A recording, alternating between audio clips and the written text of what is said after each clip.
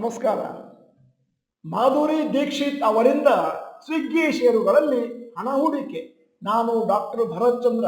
ವಿಡಿಯೋಗಳ ಉದ್ದೇಶ ಕನ್ನಡಿಗರ ಫೈನಾನ್ಷಿಯಲ್ ಎಜುಕೇಶನ್. ನಾನು ಸ್ವಿಗ್ಗಿ ಷೇರುಗಳಲ್ಲಿ ಮಾಧುರಿ ದೀಕ್ಷಿತ್ ಅವರು ಹಣವನ್ನು ಹೂಡಿದ್ದಾರೆ ಅಂತ ಹೇಳುವಾಗ ಬಹುಶಃ ನೀವು moneycontrol.com ಹೋಗ್ಬಿಟ್ಟು ಹೊಡಿತೀರಿ ಸ್ವಿಗ್ಗಿ ಶೇರಿಗೆ ಇವತ್ತಿನ ರೇಟ್ ಎಷ್ಟು. ಆದರೆ ನಿಮಗೊಂದು ನ್ಯೂಸ್ ಕೊಡ್ತಾ ಇದ್ದೇನೆ, ಸ್ವಿಗ್ಗಿ ಷೇರುಗಳು ಇನ್ನೂ ಕೂಡ ಮಾರುಕಟ್ಟೆ ಲಿಸ್ಟ್ ಆಗಿಲ್ಲ.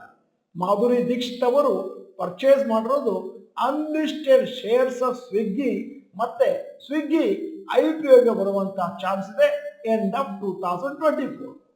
ಮಾಧುರಿ ದೀಕ್ಷಿತ್ ಅವರು ತಗೊಂಡದ್ದು ಅನ್ಲಿಸ್ಟ್ ಷೇರುಗಳು along with Ritesh Malik, founder of Inno8, a coworking space company.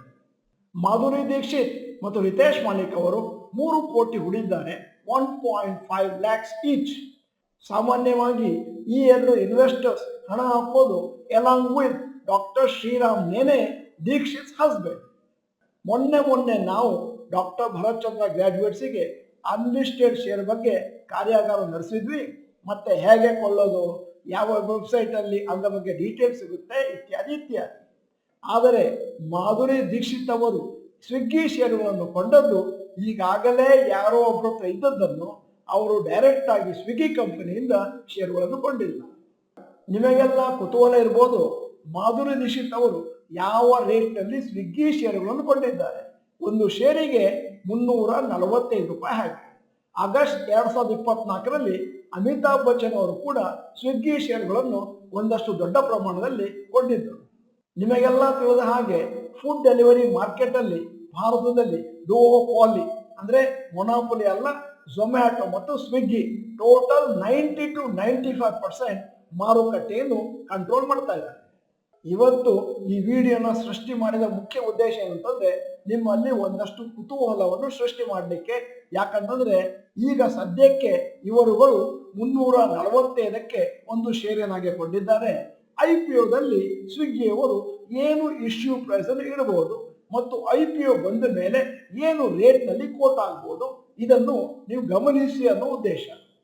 ಈ ಸಂದರ್ಭದಲ್ಲಿ ಇನ್ನೂ ಒಂದು ಇಂಟ್ರೆಸ್ಟಿಂಗ್ ವಿಚಾರವನ್ನು ನಿಮ್ಮ ಮುಂದೆ ಇಡಬೇಕು. ಸಾಮಾನ್ಯವಾಗಿ ಸೆಲೆಬ್ರಿಟೀಸ್ ಯಾವುದಾದ್ರೂ ಶೇರನ್ನು ಕೊಂಡಾಗ ಆ ಕಂಪನಿಯವರು ಒಂದಷ್ಟು ಕಮ್ಮಿ ರೇಟಿಗೆ ಕೊಡ್ತಾರೆ. ಯಾಕಂತಂದ್ರೆ ಸೆಲೆಬ್ರಿಟೀಸ್ ಹೆಸರು ಅವರ ಶೇರ್ ಹೋಲ್ಡರ್ಸ್ ಲಿಸ್ಟ್ ಇದ್ರೆ ಅವಾಗ ಮುಂದಿನ ದಿನಗಳಲ್ಲಿ ಜನಸಾಮಾನ್ಯರು ಅದನ್ನು ಒಂದಷ್ಟು ಪ್ರಯಾರಿಟಿ ಮೇಲೆ ಕೊಳ್ತಾರೆ. ಸ್ವಿಗ್ಗಿಯ ಕೇಸ್ನಲ್ಲಿ ಅನ್ಲಿಸ್ಟೆಡ್ ಶೇರುಗಳನ್ನು ಯಾವ ರೇಟಿಗೆ ಕೊಂಡಿದ್ದಾರೆ ಅಂತ ಗೊತ್ತಿದೆ. ಮತ್ತೆ ಕುತೂಹಲ ಇರೋದೇನು ಅಂತಂದ್ರೆ ಮುಂದೆ ಅವರು ಏನು ಇಶ್ಯೂ ಪ್ರೈಸ್ ಇಡ್ತಾರೆ ಮತ್ತು ಅದು ಎಷ್ಟಕ್ಕೆ ಕೋಟ್ ಆಗುತ್ತೆ. ವಿಡಿಯೋದ ಕೊನೆಯಲ್ಲಿ ಇವತ್ತಿನ ವಿಡಿಯೋಗೆ ಸಂಬಂಧಪಟ್ಟ ಹಾಗೆ ಒಂದು ಪ್ರಶ್ನೆ ಕೇಳ್ತಾರೆ. ಸಾಮಾನ್ಯವಾಗಿ ಒಂದು ಹೇಳಿಕೆ ಇದೆ, ಒಂದ್ಸತಿ ನಿಮ್ಮ ಹತ್ರ ದುಡ್ಡು ಬಂತು ಅಂತಂದ್ರೆ ಮುಂದೆ ಇನ್ನೊಂದಷ್ಟು ದುಡ್ಡನ್ನು ಮಾಡೋದು ಬಹಳ ಈಸಿ ಆಗುತ್ತೆ, ಮಲ್ಟಿಪ್ಲೈ ಮಾಡೋದು ಈಸಿ ಆಗುತ್ತೆ. ಇದರ ಬಗ್ಗೆ ನಿಮ್ಮ ಅಭಿಪ್ರಾಯ ಎಸ್ ಅಂತಿದ್ರೆ ಎಸ್ ಅಂತ ಟೈಪ್ ಮಾಡಿ, ಇಲ್ಲ ನೋ ಅಂತ ಟೈಪ್ ಮಾಡಿ. ನೀವು ನಮ್ಮ ಈ ಚಾನೆಲ್ನ ಮೆಂಬರ್ ಅಲ್ಲ ಅಂತಂದ್ರೆ ಇದೀಗ ಸಮಯ ಸಬ್ಸ್ಕ್ರಿಪ್ಷನ್ ಬಟನ್, ಬೆಲ್ ಐಕಾನ್ ಒತ್ತಿ. ವಿಡಿಯೋ ಚೆನ್ನಾಗಿದ್ರೆ ಲೈಕ್ ಬಟನ್ ಒತ್ತೋದನ್ನು ಮರಿಬೇಡಿ. ವಿಡಿಯೋನ ನಿಮ್ಮ ಎಲ್ಲಾ ಸ್ನೇಹಿತರಿಗೂ ಫಾರ್ವರ್ಡ್ ಮಾಡಿ. ವಿಡಿಯೋನ ಸಂಪೂರ್ಣವಾಗಿ ನೋಡಿದ್ದಕ್ಕೆ ಧನ್ಯವಾದಗಳು. ನಮಸ್ಕಾರ.